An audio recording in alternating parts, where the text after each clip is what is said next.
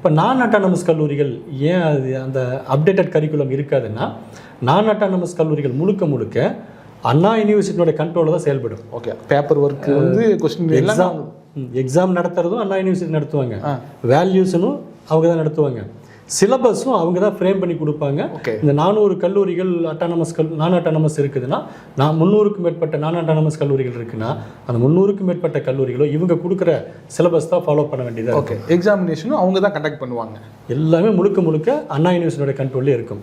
அதனால இந்த அட்டானமஸ் கல்லூரிங்கிற அங்கீகாரம் உடனடியாக கல்லூரி கிடைக்காது. ஓகே, அதுக்கும் ஒரு குறிப்பிட்ட வருடங்கள் நல்ல அகாடமிக்கில் வந்து சர்வீஸ் பண்ணியிருக்கணும், NIRF ரேங்க் போன்ற ரேங்க் எல்லாம் வந்து வாங்கியிருக்கணும்.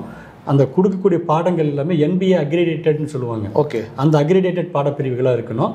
இதை காட்டும் ரொம்ப முக்கியமானது, ஒரு தொடர்ச்சியாக ஒரு குறிப்பிட்ட வருடம் பாஸ் பர்சன்டேஜ் ஒரு 70க்கு மேலே வச்சுருக்கணும்.